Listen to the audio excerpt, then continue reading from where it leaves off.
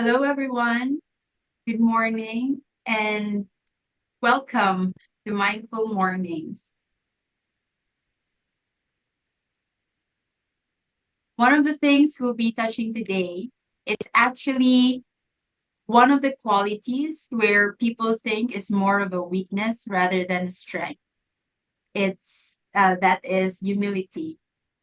I'd love to hear your thoughts about it later during our open conversation. Now, for those who are watching live on YouTube, you may take part in our conversation by sending us a comment. And please don't forget to like and subscribe our YouTube channel. With that said, let's begin with our meditation.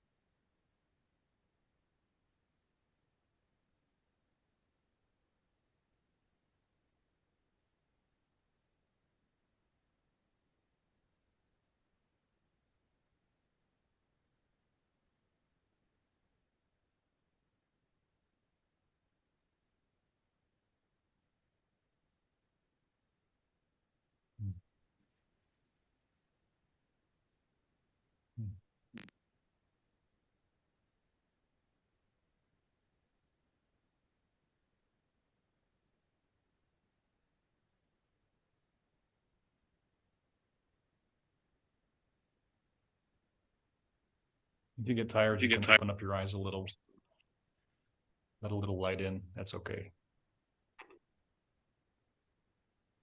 It's early for some of us.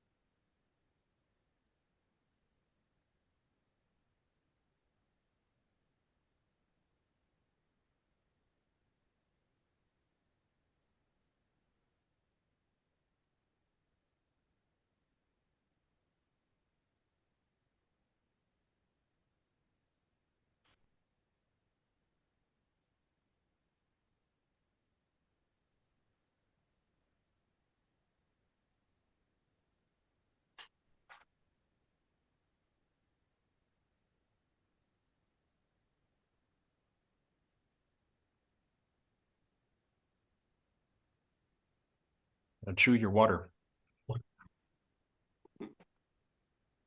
Chew your fluids, they say.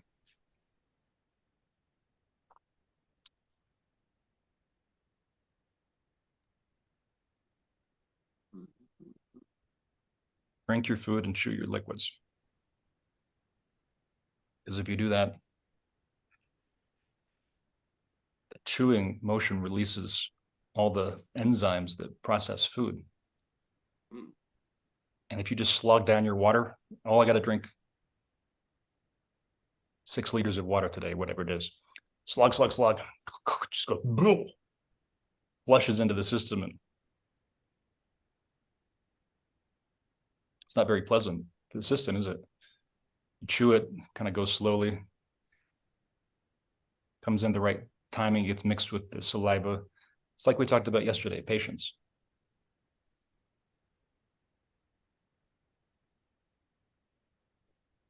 Taking time, not just to get something done, but to do it beautifully and elegantly and perfectly as much as we can. That's what we were talking about with Bhagavan Ramana Maharshi, the technique of daily living. Everything he did was perfect. The real stuff in the world, not just philosophy and talking. He would wake up around the time that we do, 3 or 4 a.m. when the Shakti is bright and this, nothing's happening. The birds aren't chirping. Your emails aren't chirping. You're not getting any notifications. Your clients don't need anything yet, and no one needs anything. So you've got a few hours to get up and take a cold shower. Eat the frog first, as they say. Get that done and out of the way, then you're good. Braces the system for a great day. The prana is bright 3 a.m. I think most of the traditions will say, hey, when you wake up at 3 a.m. and you know that you do, I think almost everybody I'm talking to right now does this, don't you? You wake up at 3 a.m. Oh boy, got to go back to sleep. Hope I can get back to sleep. No, don't go back to sleep. The prana is bright. It's moving outward at that time. The system is enlivening at 3 a.m. You know how the birds start chirping kind of universally in accord at a certain hour? That's just the natural rhythms of this sort of circadian rhythm of Gaia, of Earth, and that's what we're keeping up with. Ours internally.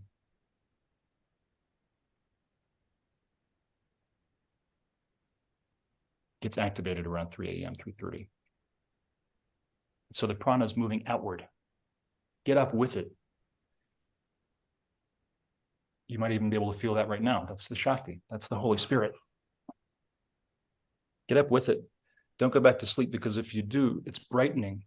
It's saying, wake up, come out to the world, do your dharma, do your work in the world. You say, no, I don't want to do my work in the world. I want to sleep instead. That's more comfortable. I said, okay, well, we're out here. So if you're not going to join us, we're going to come back and double back on you. And then you start getting inundated by the waves of Shakti. Maybe you've experienced this. If you don't follow those orders from God, they'll be like, all right, take it back then. Concussed. Closes off your third eye. Have you found that? Obstructions come up, not just in your thinking and brain fog, which is almost universal if you keep doing that kind of bad behavior, sleeping in too much, muting the alarm clock, snoozing. You've experienced that. If you're like me, brain fog, can't think, can't do stuff, obstructions come up. That's not, it really shows you the one-to-one relationship between myself and the self, between inner and outer. Because when I arise in that state and I've gone back to sleep and I get back up at 7 or 8 or something, or 10 or noon, 4, you're just in a cloak of muslin and cheesecloth, and you can't see anything, and everything goes wrong, and like everything's loud and obtrusive. I go into the cafe by our house, and the steam wand for the espressos, the lattes are going. They're grinding coffee beans. People are talking very loudly. Somebody is playing a guitar uninvited on stage very loudly with amplification in a small room. A song you don't particularly like.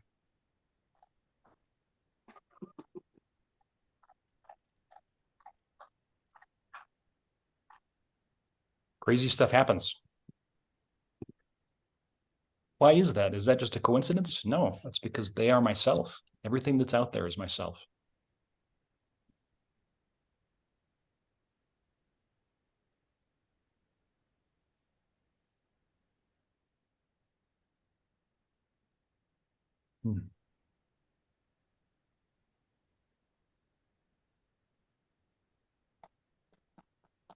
So practice that for a week. I think you'll find that your life will shift in untold, miraculous ways in 1 week, maybe a day or two. Get up, light a candle in the dark. You light the lighter, and you'll see a golden rainbow halo around the light. It's like, boom, perfect rainbow, like a moonbow. It's not just because it's dark, it's because the spirit is bright and illuminated and creates rainbows and perfection around it. So that's a good barometer. It won't be like that at 1 a.m. Try it. It won't be like that at midnight. It won't be like that at 5 a.m., even though it's equally dark. 3 a.m. Measure the quality of the perfection of your upcoming day by looking at the degree of certitude around that moonbow.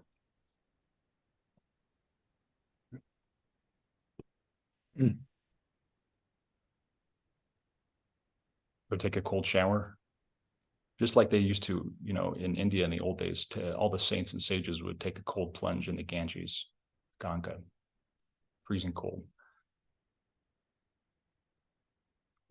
Wake up the system, enliven the system, flush out the bad energy, the stuck energy, the detritus and debris from the day before.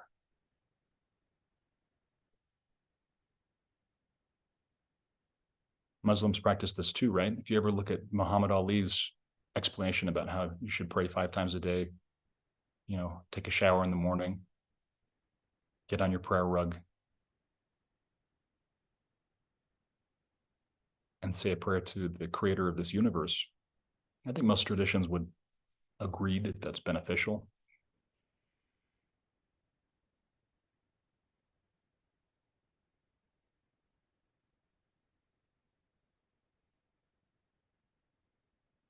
And come out and meditate for at least 5 minutes.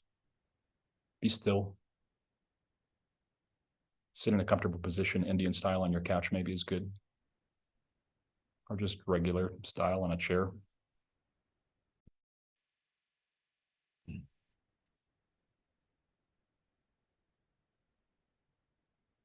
lot of different types of practice around meditation. I think the simplest or the most economical for me is just to be still, let thoughts arise, let them pass through the consciousness like clouds in the sky. Don't judge them, don't hold on to them. Don't try to pull them down and explicate them, figure them out. Don't make any plans. Don't think about your past and future. Just try to get down to that baseline state of just stillness and emptiness. Yeah, it's going to be hard when you first start. It's really hard. You're like, this is not for me. My mind just keeps tripping and barking and whizzing and crying. Yeah, that's the point. It's not going to be like that if you get good at it. And train yourself into the frequency of silence.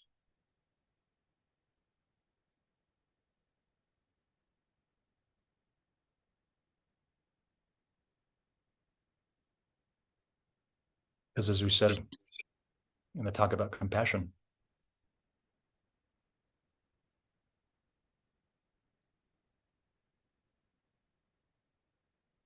silence is the birthplace of all sound, isn't it? It's the Akashic record, undescribed. When you become that Akashic record, you can pluck down any old thing you like immediately. You ever try to use ChatGPT? Leave a note in the comment section about what you're using ChatGPT for right now. I've got a publishing business. We use it for writing outlines. Sometimes we ghostwrite books for people, business executives, self-help books, some fiction. And it's miraculous what large learning models can do. Large language models, whatever they are, LLMs. Llama, Claude 2, I think ChatGPT is the most common. You say, hey, ChatGPT, these two characters in this romance novel are, we don't know what happens in chapter 7. What should happen? And ChatGPT is like, well, here's 10 examples. They get stuck together in an elevator. A hurricane comes in. There's a fake pregnancy. Just trot out all these things. Be like, hey, ChatGPT, here's the annual reports of the Fortune 500 from the last 10 years. Give me some data analytics on that. Who are the highest performing executives? Who had the best quarter in 2011? It's just instantaneous answer. I'm glad you asked me that, David. Boom. AI is in the Akashic record. It is the Akashic record now. It's getting closer to it.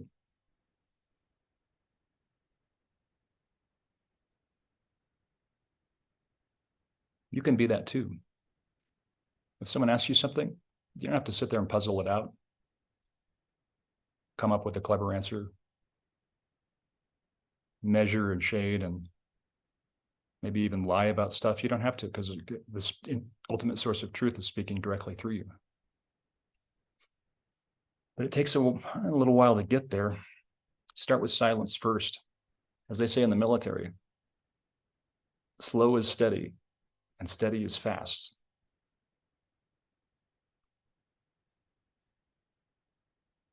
Start slow with silence. Then move on to the seed syllables like Om. Om.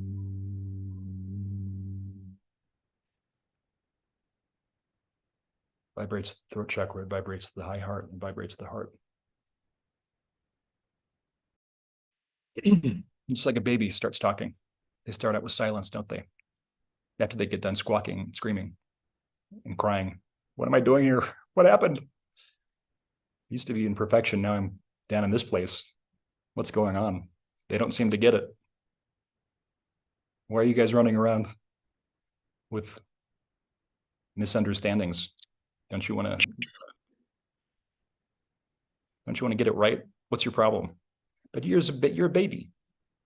You've got no skill whatsoever. You're totally inept when it comes to forging any change in the world or doing anything constructive at all, except gurgling around and spitting up on your bid. That's about all you can do.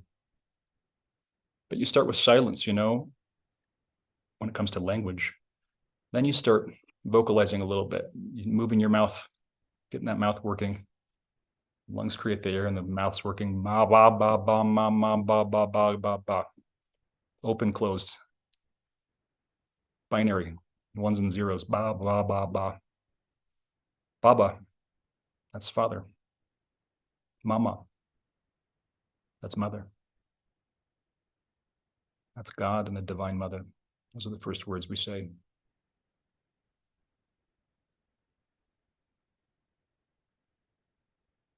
Then we add increasing complexity over there. 4 years ago, our fathers, all that.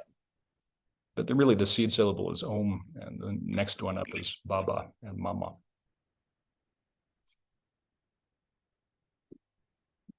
Maybe Papa, if you want to put a little extra mustard on it.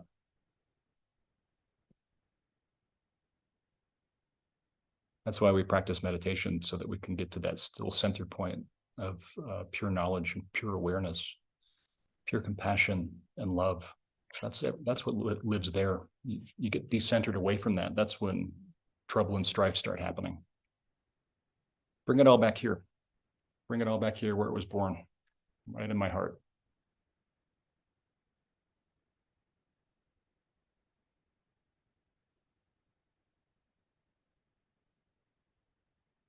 That's where all the ideas about the world came from, right? My imagination. If I think, oh, what a crummy world, it's so polluted, and people are so violent and mean. What a hopeless, hopeless affair, they say. The sky is falling. Chicken Little, he's got the sign, sky is falling. It's always falling, isn't it? For some people.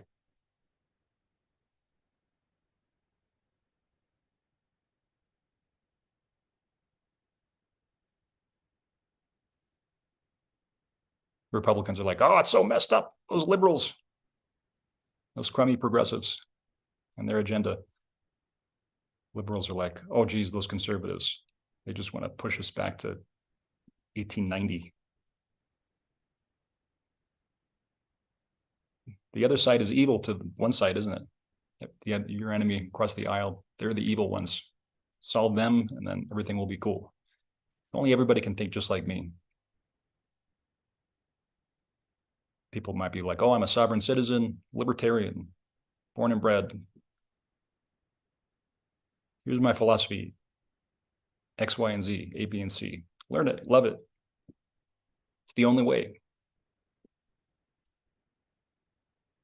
Wouldn't it be weird if all 8 billion people like conform to that? Sort of marching in unison. That's what they're fighting for. That's the human condition, including my condition. I wouldn't be trying to talk you into something if I didn't believe in something, right? I guess I'm proselytizing for something. Hopefully I do it in a way that's not too obnoxious, but I guess I've got a point of view. That's fine. My point of view is live in freedom and peace and beauty. Be happy. Life is easy. Life is a joy. You're all done. You don't need to do anything else. Your work is done. Put down your implements of work.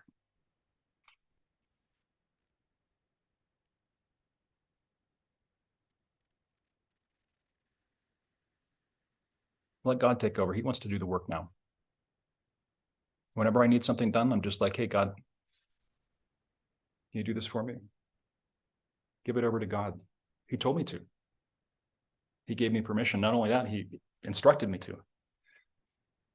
You got an issue, David? Give it to me. I said, really? Isn't that kind of irresponsible? Aren't I supposed to do it? He's like, no, give it to me because I'm smart about it. I know how to do stuff. You don't know how to do stuff very good.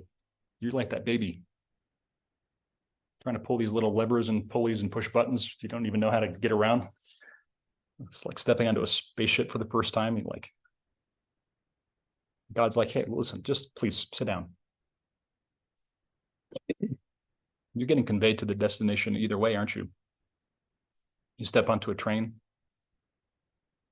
You got all your luggage, big heavy bags, suitcases they used to have in the 50s or 60s, you know, big heavy leather suitcases, 2 of those, maybe a backpack too. You're standing there like a doofus in the aisle while the train starts to go, and you're standing there with your luggage in your hand. And the pullman comes up and he's like, sir, would you mind depositing your luggage up there, please? And you're like, what do you mean? Well, you're going to get to the destination an hour or 2 from now, regardless of whether you stand there holding it, baggage the whole time. Your baggage is going to get there too. Everything's going. Just pop it up there, put one under the seat if you want, and sit back and enjoy the ride. Look out the window and enjoy the beauty of the scenery. Have a nice conversation.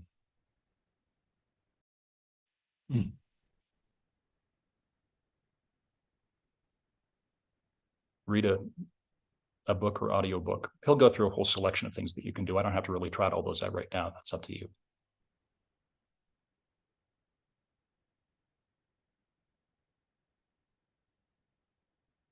Isn't it much easier? You're going to get to the destination no matter what. Relax a little. You're not responsible for everything. You're not the doer. God is the doer. The Divine Mother is the doer. You're just, I'll speak for myself. I'm just a puppet. This body picks up stuff, puts it from here to there, says some stuff, does this and that. I don't really plan much of it at all. I mean, this satsang we do every morning is about as planful as I ever get. I'm not saying don't have discipline, don't have plans, whatever. I'm just saying, you know, if you reside in the goodness of God, he will take care of you from moment to moment to moment, not just in the big things, but in the little things too.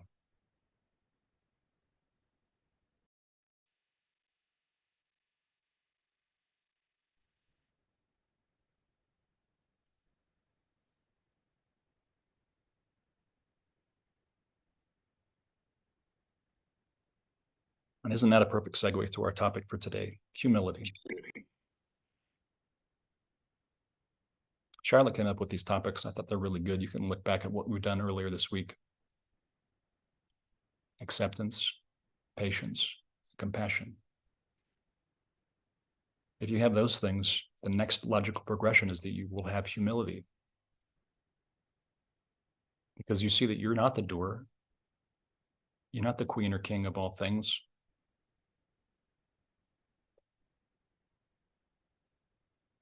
You might be rather inept, like that baby.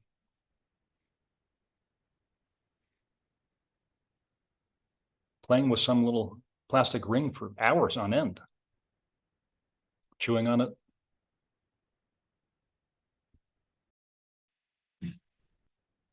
Humility is really important. Like Jay-Z says, stay humble. Jay-Z's a billionaire, right? I saw him at the Limelight in New York City right around pre 9/11. And he was up there with Dougie Fresh doing a concert to probably 200 people with a call and response. In the moment, I don't think he came out there with a plan and a bunch of stuff. Sure, he's memorized his lyrics for his songs, but he was just engaging with the audience, almost like a stand-up comic. Improv.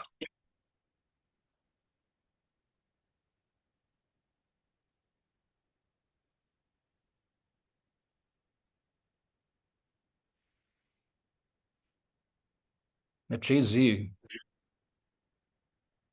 the great OG of hip-hop, can say stay humble and do it and expound on that philosophy in his life, maybe I can too.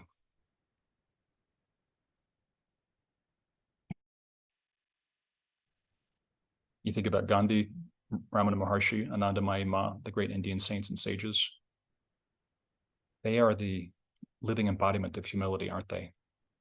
Just sitting there, no possessions, just maybe a little loincloth and a little thing to put water in. It's sitting there in silence. You're talking about people who, again, became the radiant manifestation of God in human form. Meher Baba, and then the Western ones, namely Jesus. Jesus had his Indian time too. He went down through, as far as I understand, this is what I understand, went down through the Silk Road, South India, up and around, back down through the Middle East. I'm sure somebody will have something in the comment field that corrects my geography there, and that's fine. He spent a lot of time with teachers and gurus. That's where he got Shaktipat. That's the transmission of grace. You look at the line in the Bible, it's there a couple times about the hemorrhaging woman. You know what I'm talking about? If you haven't read that passage, look it up. It's quite beautiful. If I ever had any prepared remarks or stuff that I wrote ahead of these talks, I would have that sitting right here and I could read it off to you. But I don't. God tells me what to say and I just say it. I don't have any plans. If I did, I would tell you that verse. It's quite beautiful. Woman has been hemorrhaging, just to say bleeding internally, for years, and nothing has helped. She's on the death's door. And the doctors are fruitless in their excursions. She goes out to see Jesus somewhere in a crowded square, and she's moving around him.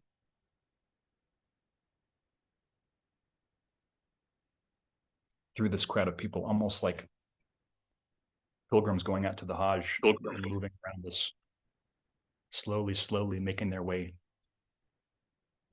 toward the center. And she just, in a last ditch attempt, she reaches out to touch the hem of his garment. Behind him, he can't see her. Touches his garment and she's flushed through with light.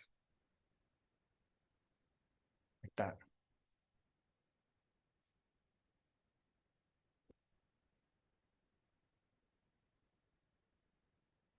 She feels the divine force, the Holy Spirit, they call it, flushing through her, all of her cells, all of her sinews, all of her joints and muscles and organs. That white light, that Shakti, that Holy Spirit, takes all those dark corners and all that sickness, all that illness, flushes it out in an instant.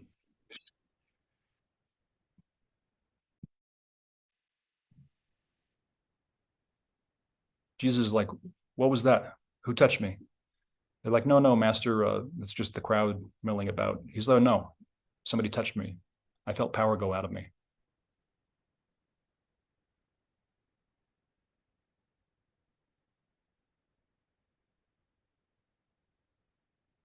Sounds like somebody in a mafia movie. Hey, who touched me?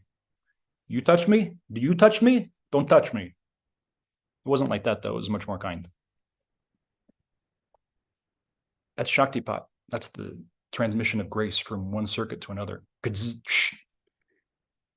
What happens when you're in the company of a jnani? That's a wise one, someone who's enlightened. When you're in the company of your teacher, you will know. Not because they say a bunch of clever stuff for you to memorize and go practice. Or not because they pontificate and spout like I often do. It's because they radiate that divine force. They have the juice. It's like Mel Brooks says, or you got it or you don't. Excuse me? Or you got it or you don't. Well, Mel, you can't start a sentence with or. But that's beside the point. That's how you know you found your teacher. If you feel that flushing through of the system, get the goosebumps. Do you know what I mean? You hear like a song that you really love, that you haven't heard in a long time, that nostalgia that kind of just comes up through the system. If you get that in your teacher's company, that's your guru. Don't ask them if they're your guru, though, because they'll be like, leave me alone.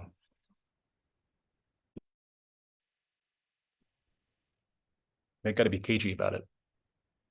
I can't just admit that, because then it's freighted with a bunch of expectation and stuff and baggage, and you don't want that. It's got to be free and easy. But you'll know when you find your teacher,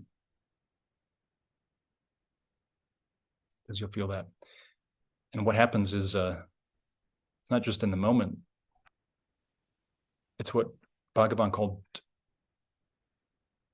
before I tell you the words, he didn't speak a lot of English, but there was Western devotees over there. I told you about Arthur Osborne, the great writer, Paul Brunton, and others who came through. Spoke Tamil, Malayalam, Hindi, mostly, but he did speak a little English, and 3 words he loved to say in English for some reason. When people asked him about his powers, how does stuff happen? What about all these miracles? How do you do that? Automatic, divine activity.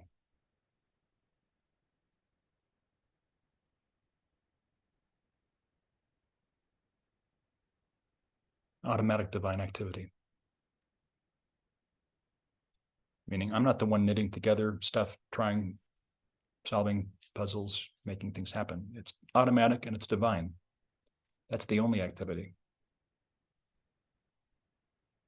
Ramana Maharshi might be around when it happens, but he full well acknowledges that it's not him ginning it up. It's him allowing God to do it through him. So when you meet your teacher, you will have that feeling. That will be the first intimation of your awakening. And then you'll start to see strange occurrences in your life, signs and wonders. Synchronicity is the first clue. You go see your teacher, and then a day later, a week later, crazy coincidences start to happen. You're like, what is this?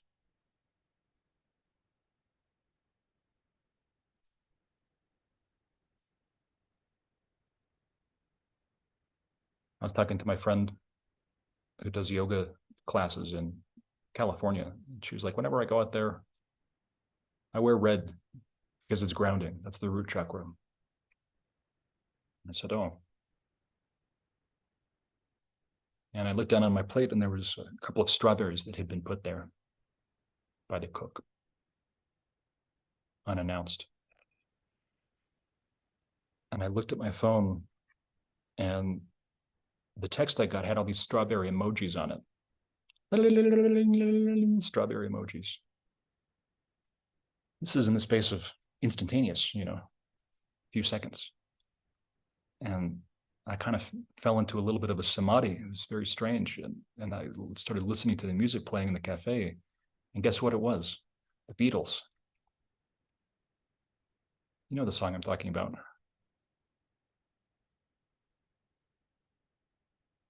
All you Gen Xers and Gen Yers and Gen Zers and Gen whatever next, go look that one up.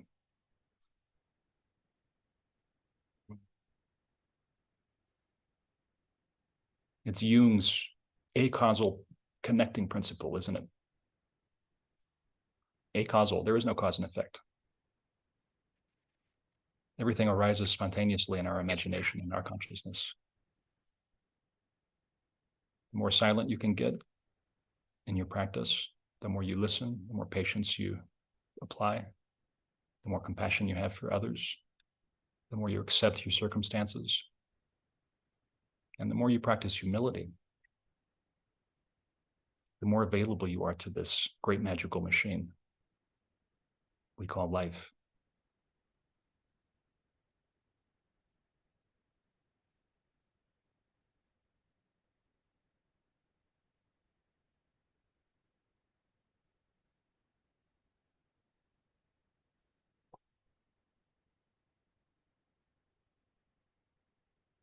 I want to hear your stories.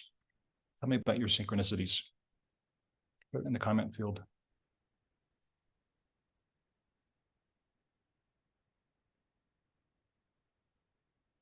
I started keeping a synchronicity journal years ago when I started meditating. This would have been right after I was living in New York City during 9/11 and had a Kundalini awakening shortly thereafter,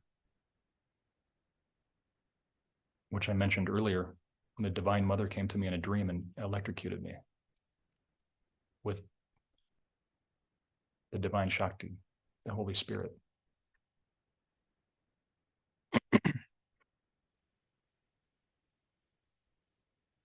I had started meditating maybe about 5 years before that. So I'd done a lot of preparatory work, but that was a real phase shift. Meditating for a quarter century now, something like that.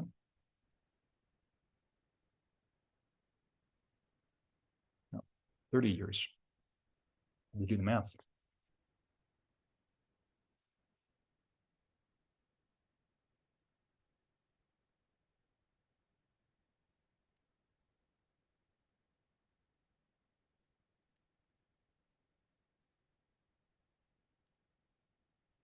It's that Abraham Lincoln quote about humility. Think about being a president in that day and age, Civil War and all that. A lot of struggle and strife. We think things are crazy now, with the Freedom Caucus and the arch liberals duking it out. Talking about Civil War, people are dying every day in the streets. That's a tough one to lead your country in that kind of struggle. He said something to the effect of,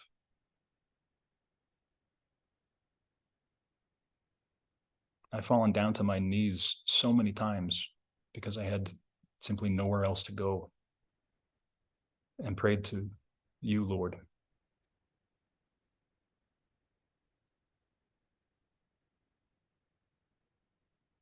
I am totally ill-equipped to do anything of substance or meaning in this world without your help, Lord. Please help me.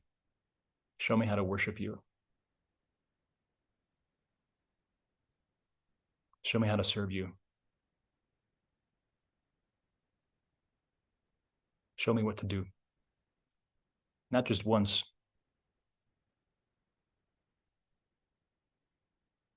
Here you go, buddy. Read that on page 14. Go do that. I mean, every day, every minute. Show me what to do.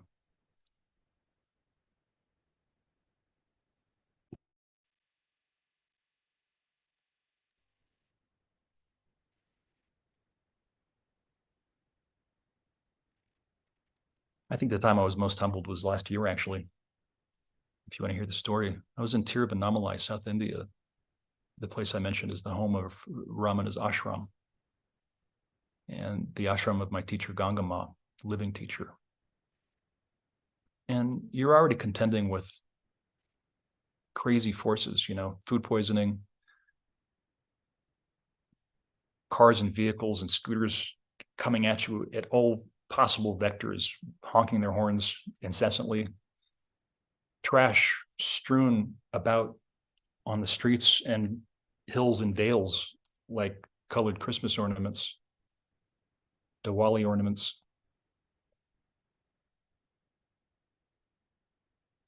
Cows and cranes and birds ambling freely about just like people. A lot of dirt, concrete, half-built structures, abandoned plans, because people are like, let's just go pray. Let's go to the temple. Who needs this work stuff? Very poor town. It's not like Delhi or places that are like in North, richer towns. Very poor town, and the richest spiritual town by a long shot that I've ever been. And there's a hill in the middle called Arunachala.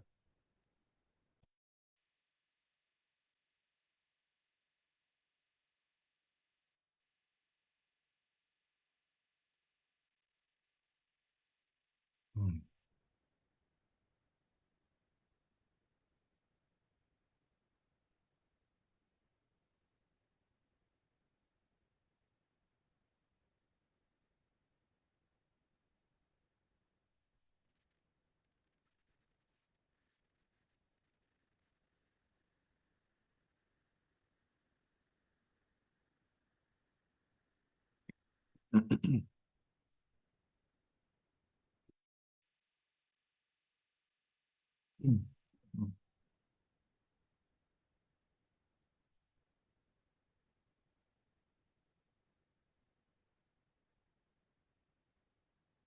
Whenever I start talking about something really holy, God seizes up my throat chakra and says, hey, stop. You sure you want to talk about this right now?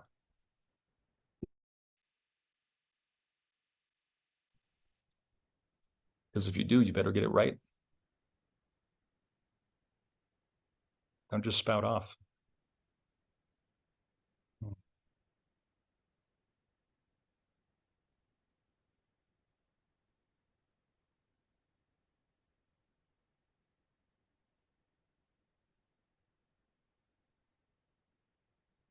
One of the great pilgrimages in the Eastern tradition is to circumambulate Mount Arunachala, which is to say, walk around the whole thing. You can picture that. It's 15 kilometers around. It's about 8 miles. Hill coming up. Up, little double humped hill. Appearing in the distance.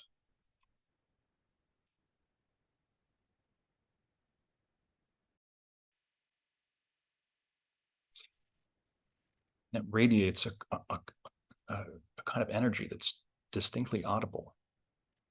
It's such a powerful place. And as you walk around, all the sadhus, the holy men and women, mostly men, are arrayed in their ochre robes around the fullness of that 15 kilometers. For people in the West who don't know what a sadhu is, it's a saint, it's like Saint Francis.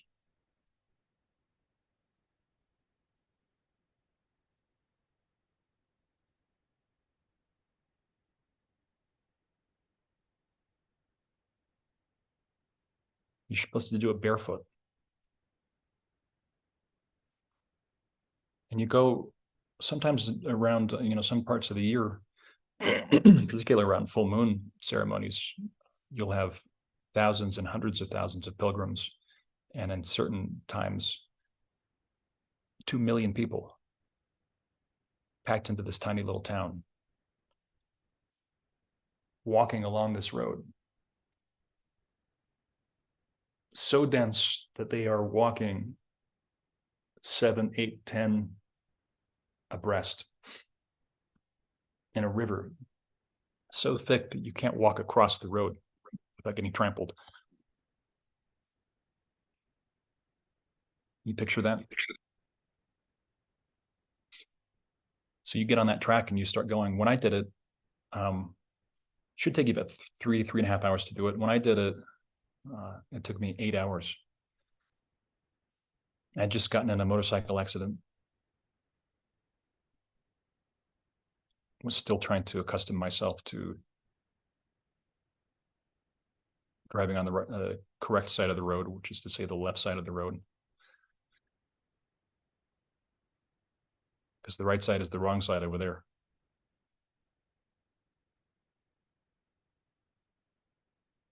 Just the trip from Chennai airport, used to be called Madras, to 4 hours to Tiru was the most harrowing experience I ever had because of the traffic. The seasoned, salty old taxi driver would just be barreling down the road, 2-lane highway, and there'd be 2 semis coming straight at you. And you're like, what are you doing? Oh my God. And at last minute, miraculously, something would happen and shift, and then just keep on going, this flow. And so I was still trying to get used to that. And I got in a motorcycle accident and spilled blood on the street. And it was right in front of Ramana's ashram, actually.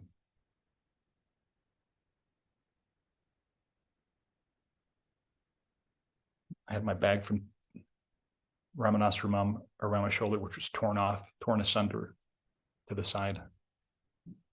Landed on my head, got a contusion on my side, which was like the size of a football, purple, dense. And I woke up with, what's that called when you lose your memory? You know, like they did on Gilligan's Island? I woke up with amnesia, didn't know who I was, didn't know where I was. These tall, dark-skinned Indian men, 10, 15 of them standing over me, yelling at me. Are you okay? Do you need to go to the hospital? Do you need water? You owe this man 12,000 rupees. You ruined his motorcycle. Pay him now. Are you okay? Let's drag you to the side of the road. Here's some water. Pay that man 12,000 rupees. And I was like, well, I couldn't even, I didn't even know what was going on. Somehow, God enabled me to, get my card out and go over, hobble over to this ATM and pull some cash out for the guy. 12,000 rupees, all of $150. But I was living on about $300 a month over there. So that was a lot of my money, almost all of it. That's what the Divine Mother did to me there. She humbled me. I'm gonna take away your health, your mobility, and all your money, kid. Take your lunch money. Mine. And I just lying there, bereft of all things. Couldn't even get back home. Had to call my family for money to send me to go home. I'm a human being with a relative amount of wherewithal in the world, but this was a time in my life where, I hadn't been working, I've been traveling. I wasn't big on, business type stuff. I was concentrating on spiritual stuff. It's so humbling. So you're broken down. I call it broke down humility. Broke down humility is different than the kind of false, showy spiritual humility. I'm so humble. Look at me. I'm the most humble. You think you're humble? Take that times 2. That's me. Do you want somebody the best at being humble? That's me. That's that false spiritual sense that you pat yourself on the back and go, wow. You do it as a practice or something. This was not a practice. I was humble. That was not the first time in my life. There's been many times when it's close to death, crossed over the other side.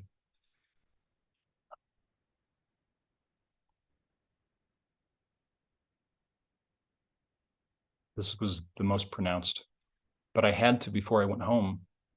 This was during COVID. Couldn't get out the first time I tried to escape. Your papers. They sent me back. Papers weren't right. Humble. You're trapped in a different dimension, in a different place. You think that your soul might die there and be ungrounded from its home back in the States, back in the West, where you know all what's going on. Your family and friends are. But I know I needed to make that pilgrimage around the mountain. So I set out about 8 p.m. when the pavements in May are about 108 degrees during the day, Fahrenheit, very hot. By 8 p.m., they start to cool down a little bit so you can walk along with your feet without scalding. Started off, I just went on this just miraculous journey. It was very much like the Wizard of Oz and following the yellow brick road. And guess what? All the curbs are painted yellow and black. Brick. It's the yellow brick road that goes all the way around 8 miles. Follow the yellow brick road. Follow the yellow brick road. That's what they were all saying to me, all the Indians in their own language. Guy trying to hand me some corn on the cob that had just been made. Follow the yellow brick road. Some lady trying to sell me a bracelet, some jewelry. Follow the yellow brick road. It was like that all the way through.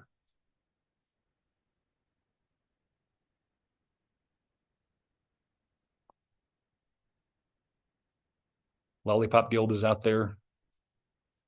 The Lullaby League, everybody was out there. But it was getting hard for me because my body was really broken down.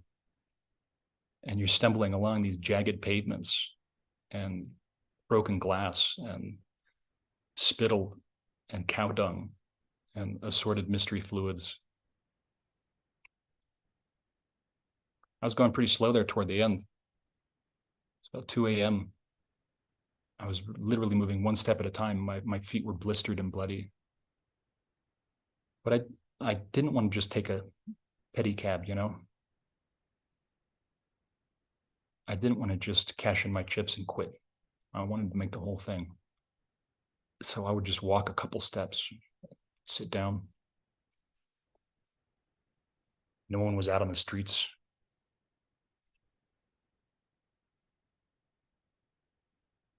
It was just me trying to fight my way home. Eventually I was crawling. But I got back to my scooter, somehow made it back home to where I was staying there. Got out of town and left India about a week later. Bruised and battered, broken. And on my last couple of days there, it was the most miraculous feeling of the divine energy coming in and suffusing my whole being. It was almost like God was looking down for that mountain.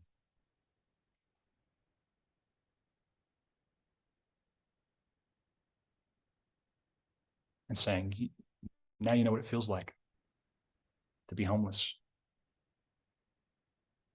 Now you know what it feels like not to have any food. I had lost about 40 pounds, 50 pounds actually. I think I went from about 190 to about 140. Eating one vegetarian meal a day at Ramana's ashram that they gave out to all the sadhus for free. Scoop of rice, another scoop of different kind of rice, and some curried vegetables and something spicy. Just eating with your hands off of a banana leaf plate. Now you know what it's like, he said, to be empty. Now you know what it's like to be alone and broken. You feel that? Now you know what it's like to be on the edge of death, crawling past death's door.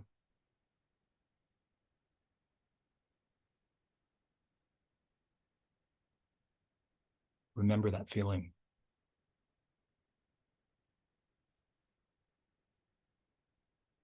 Because that's what your brothers and sisters are feeling, some of them.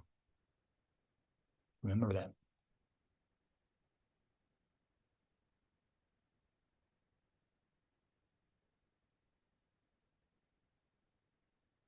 Know that feeling. Don't ever get higher than that. Be like the water that finds the lowest places. Be as humble as water.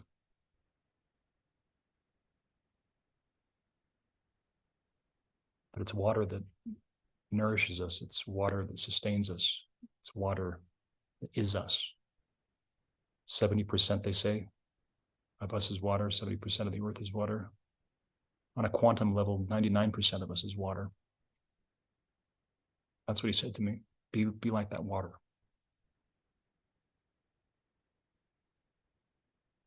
When people need you, be available. Don't say no.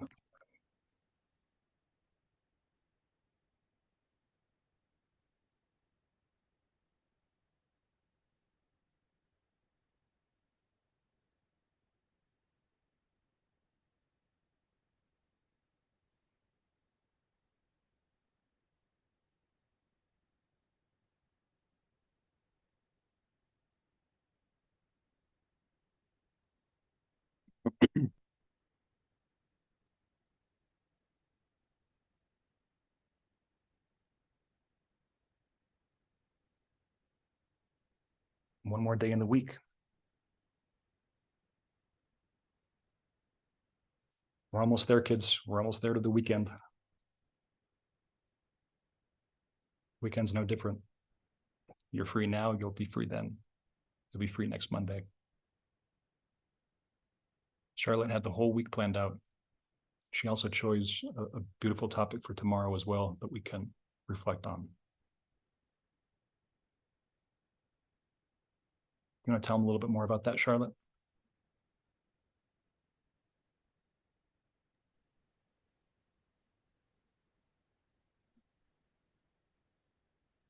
Yes, hello. So we'll be ending the week with courage, which is perfect for the weekend. Now, for our viewers out there, if you want to join our live Zoom, you can check out our description box for the website link so you can schedule and register. And please don't forget to like and subscribe our YouTube channel. Thank you.